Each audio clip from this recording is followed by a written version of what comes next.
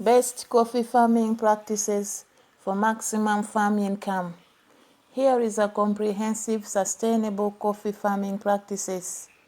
Session 1: Shade management and agroforestry, working with nature. This is understanding coffee's natural ecology.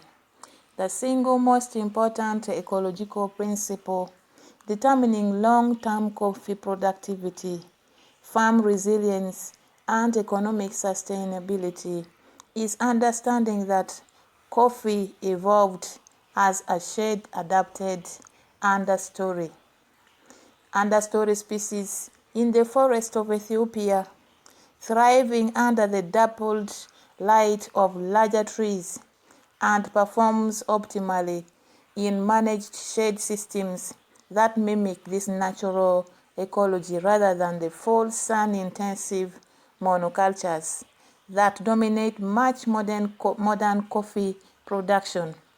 Yet between 60 to 70% of coffee farmers worldwide have removed shade trees or never established them, creating biological deserts or deserts that require expensive fertilizers, replacing natural nutrient cycling.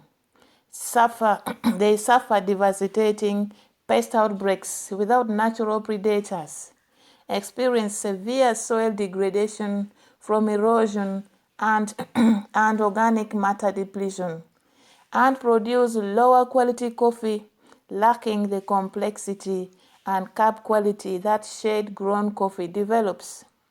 Understanding shade's multiple benefits transforms farm management.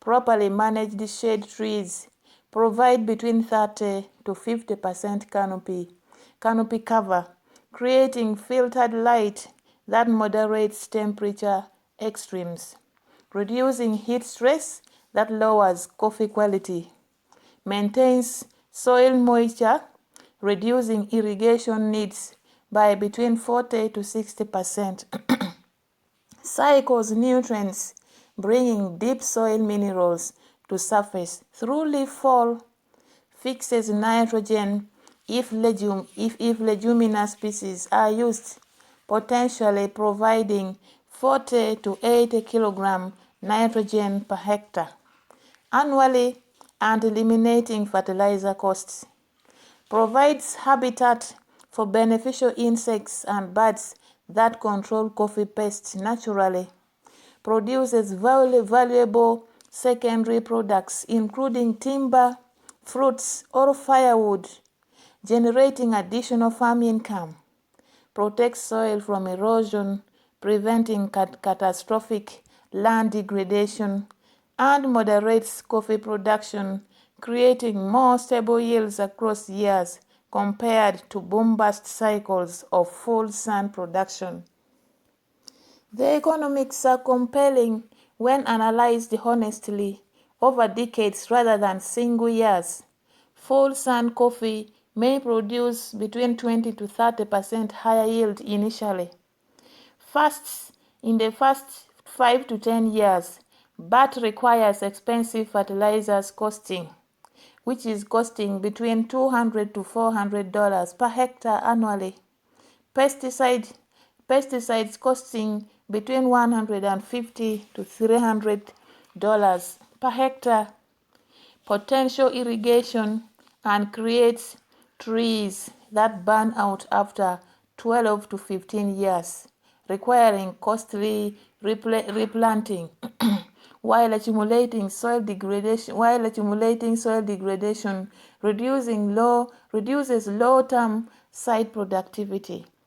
Shade coffee produces between 10 to 20% lower yields initially, but eliminates drastically reduces fertilizer costs. Shade tree leaf litter plus nitrogen fixation provides adequate fertility, reduces pest pressure, cutting pesticide costs from between 60 to 80%, requires no irrigation in most climates, produces higher quality beans commanding between 20 to 40% price premiums, extends productive tree life to between 25 to 35 years, and maintains or improves soil health over decades, ensuring long-term productivity. The lifetime economic analysis clearly favors shade systems, especially when secondary income from shade trees is included.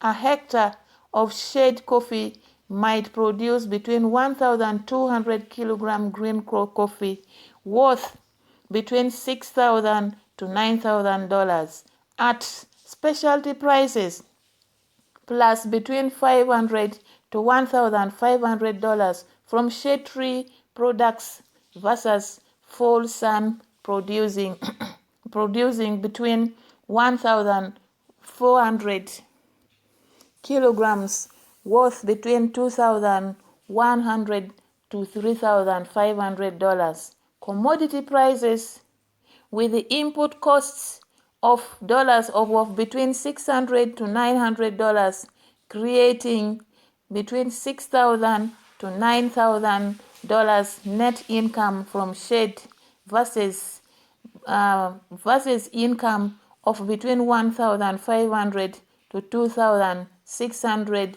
net from the sun-grown coffee. Implementing effective shade systems. For farms without existing shade, establish shade trees progressively while maintaining coffee production.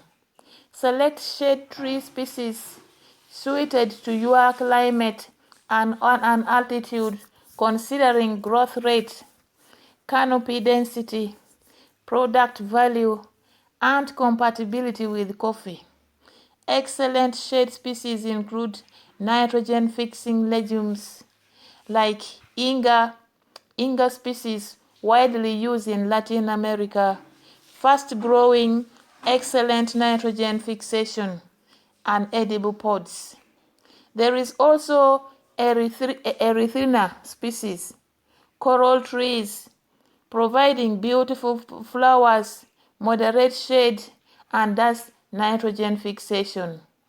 There is Leucaena, which is fast-growing, excellent biomass production, and nitrogen fixing. Oro Gliricidia, that is multipurpose, providing firewood, fodder, and nitrogen. Fruit trees including citrus like oranges, tangerines, providing fruit incomes plus shade. Avocado, which is high-value fruit, good canopy structure. There is also banana or plantain, which is fast establishment with fruit production, though requiring more management. Or mango in appropriate climates.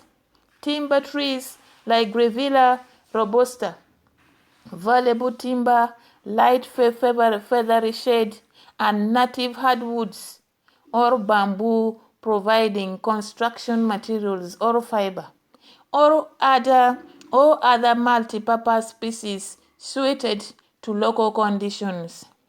Therefore, plant shade trees strategically at 10 and 10 meter by 10 meter spacing, that is 100 trees per hectare, for moderate shade, or between 8 by 8 meters, that is 156 trees per hectare. For heavier shade, arranging in regular patterns, allowing equipment access and uniform shade distribution. Establishing during rainy season, ensuring good establishment, protecting young trees from livestock or damage using simple guards, and managing to between 50 to 80% final canopy cover over 3 to 5 years as trees mature.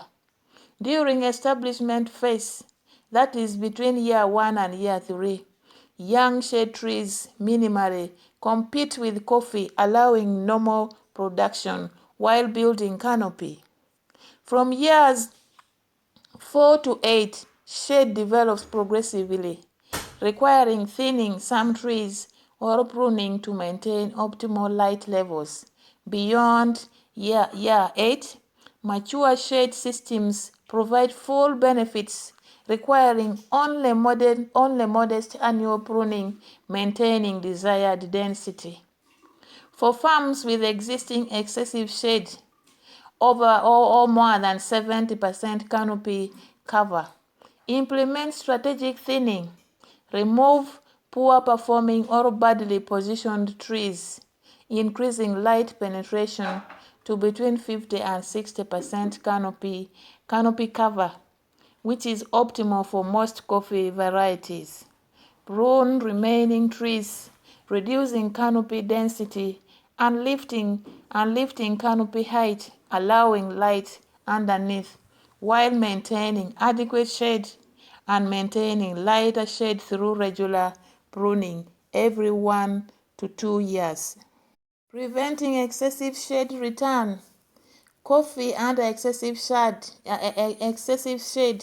that is greater than 70 to 80% cover becomes etiolated, that is spindly weak growth, produces fewer flowers and cherry, and shows increased disease pressure from poor air circulation.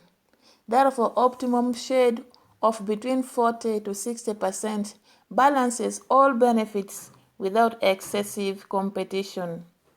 Best coffee farming practices for maximum farm income, session number 2. Click the link below to watch this session.